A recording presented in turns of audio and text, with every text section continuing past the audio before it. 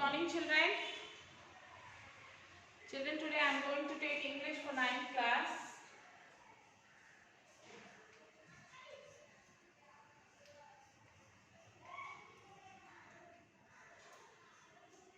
Ninth class English.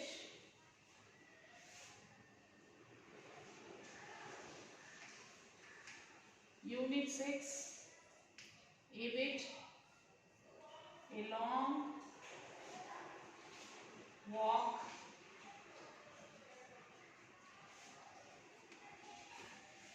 A long walk to freedom.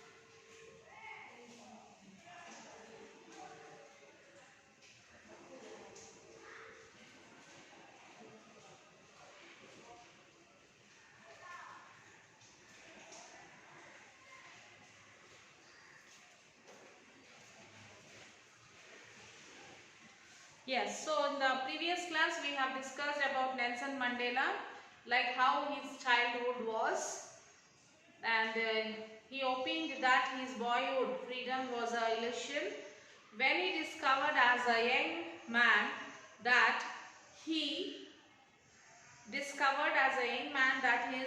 freedom had already been taken from him. So when he became a young man, he realized that his freedom was taken. His freedom was taken from him. That he began to hunger for it. As he was grown, he learned some basic and honorable freedom of achieving with his potential earning. He had two obligations. That he should abide by his family and to the society, but in a country like South Africa, it was impossible. So in South Africa, a man of color who attempted to live as a human being was punished and isolated. So in South Africa, as a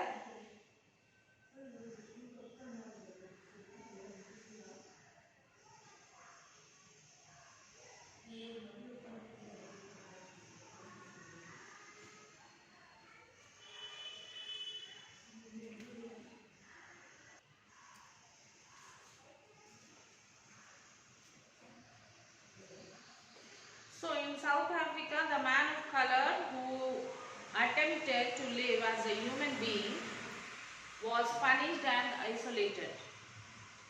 A man who tried to fulfill his duty to his people was inevitably ripened from his family and his home and was forced to live a life apart.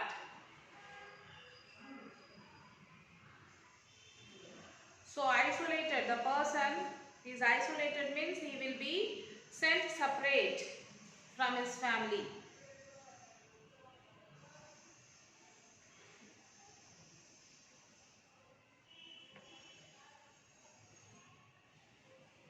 Apart from a twilight existence of scarcity and rebellion, Nelson Mandela joined the African National Congress when the hunger for his own freedom became the greater hunger for the freedom of his people.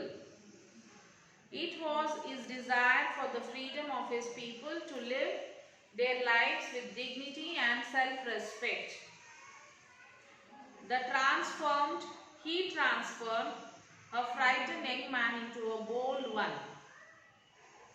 that drew a law-abiding attorney to become a criminal, that turned a family-loving husband into a man without a home, that forced a life-loving man to live like a monk. He claimed that the chains on any one of his people were the chains all of them. The chains on all his people were the chains on him. He taught that the oppressor must be liberated just as surely as the oppressed. A man who took away another man's freedom was a prisoner of hatred.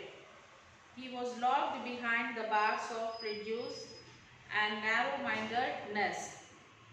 So this is what about the lesson. And you have the grammar part, you have the question answers, like what is difficult to fulfill the twin obligations in the country like South Africa. It is difficult to fulfill the twin obligations in a country like South Africa because a man of his birth and color, a man who tried to fulfill his duty to his people, was inevitably reckoned from his family. Inevitably means certainly to happen and unable to be avoided or prevented. And his woman was forced to live a life apart. A twilight existence of scarcity and rebellion. What sort of freedom did Mandela enjoy as a boy? Was it real? Give your opinion. So the narrator Nelson Mandela was born free in every way that he could know. Free to run in the fields near his mother's hut, then free to swim in the clear stream that ran through his village, free to roast maize under the star and ride the broad backs of slow-moving bulls. Yes, they are real. Being the rural boy, all these things are possible. So how did Mandela's understanding of freedom changes with the age and experience? As the boy, the narrator felt free in his childhood, but as a grown-up man, the boyhood freedom was illusion. He changed his opinion too.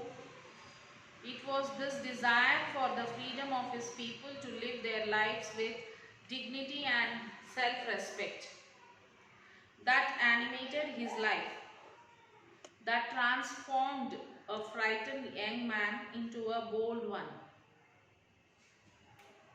that drew a law-abiding attorney to become a criminal, that turned a family-looking husband into a man without a home, that forced a life-loving man to live like a monk. What does the line, the oppressed and the oppressor alike are robbed of their humanity, suggest? The oppressor must be liberated just as surely as the oppressed. A man who takes away another man's freedom is a prisoner of hatred.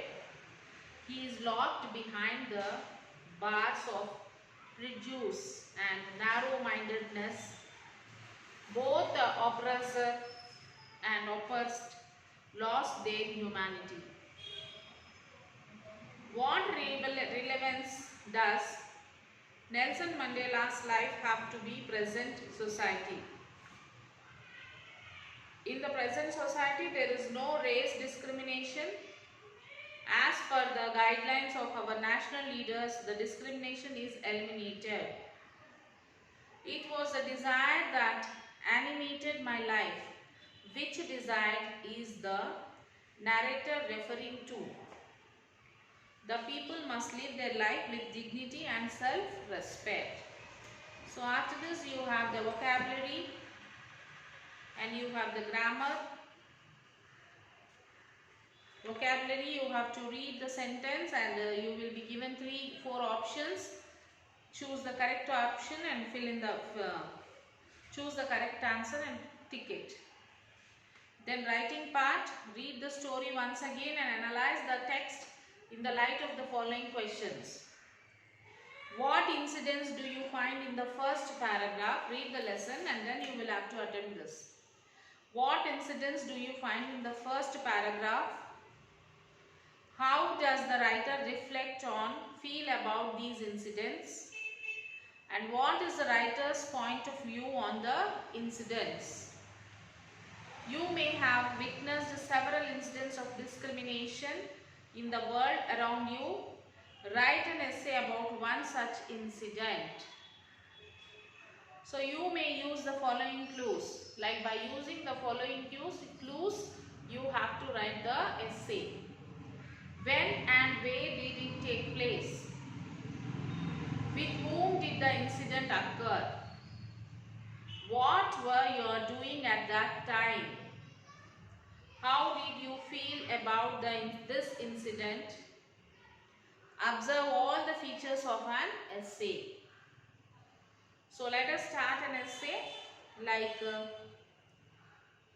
Proviso West, which is a high school in Chicago with little diversity in relation to students from different ethnic backgrounds. The majority group is African American students. The minorities groups are Hispanic, some Italian and Greeks. You cannot imagine the huge amount of discrimination against the minorities group. It is unbelievable and disturbing how some of the teachers, the school policy and even the principal show indifferences resolving a fight between African American and Mexican students. One day while I was in the lunch time, a black student began to bother some Mexican girls that were passing by his table. The boyfriend of one of the girls stood up and challenged the black student. Both gangs, African American and a Mexican, started to fight. Food and chairs from the cafeteria were flying on the air in the fight. At the end of the day, the security officers began to look for those students who supposedly began to struggle. Then, while I was in my classroom, an officer standing on the door asked my English teacher, to excuse some students from his class. I could not believe when I heard my name while he was calling the students in his list. I did not know what to say. This was the first time I was blamed for something I did not do. I went to the office and got a whole week of suspension. I tried to explain, but the principal seemed to be indifferent to my explaining. When I told him that I wanted to see the video of the fight because there are cameras in the entire school, he just gave me excuse. He told me that I was not supposed to see that and it was not negotiable. Also, I heard that a few black students were called to office and that the one who began all this trouble was not suspended. In this incident, we can see how human beings, whether it's a man or a woman, if they are in the minority group, they are more likely to be discriminated. These kinds of incidents are some of the factors that contribute to shape the feeling of belonging within a minority group against the racism from others. Therefore, the ones in the majority group begin to wonder why racism is such a big deal. And that is because they are not discriminated as those who are in the minority groups. So if you were a prejudiced attitude through, although you are not supposed to have it, try to be fair and do not look the appearance. look at the actions because we all are humans. I felt miserable to this situation with the courtesy of the Hindu Daily. So this was the incident how he explained that the people who are in the minority group are not discriminated. So next you have a study skills like read the following biographical account of a great patriot of India which describes events in his life. After reading the text, complete the chronological table. So here the incident is Subhash Chandra Bose was born on 23rd January in Cuttack in 1987. He was born in a rich family. When he was 5, he was admitted into a big European school. At the age of 12, he was shifted to another school where his headmaster Benny Madhav Das kindled the spirit of patriotism in him. When he was 15, he came under the profound influence of an outstanding spiritual leader, Swami Vivekananda. So after his graduation, Subhash left for Cambridge in 1919 to appear for the Indian Civil Service, that is ICS examination. But he had made up his mind to dedicate his life to the service of his country. He resigned from the Indian Civil Service and returned to India in 1921. He took part in the freedom struggle, independence movement and fought against the British rule in India. Bose was arrested and sent to a prison in Burma with the cooperation of some prisoners and freedom lovers.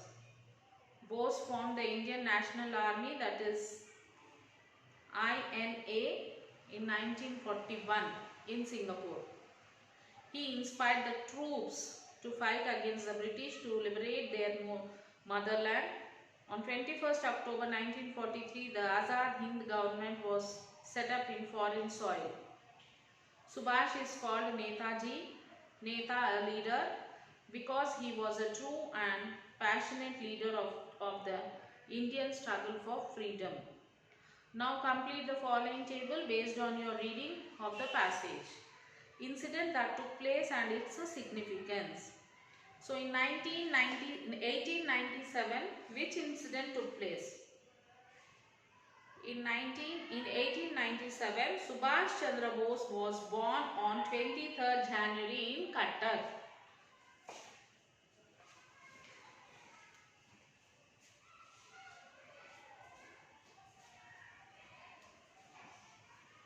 Okay, and the next 1902. In 1902, he admitted into a big European school. Then in 1909, he shifted to another school. 1912, he came under the profound influence of an outstanding spiritual leader, Swami Vivekananda.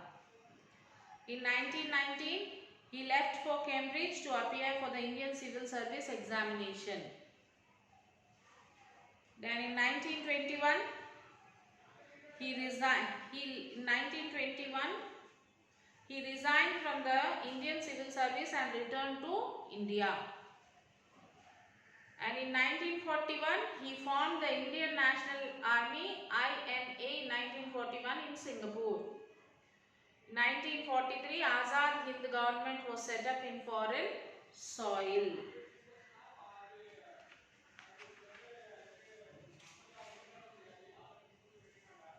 Then listen to your teacher the speech of Subhash Chandra Bose and answer the following questions. So let us discuss this in the next session. So now you will have to do your work, children. So complete your classwork. We have completed the lesson.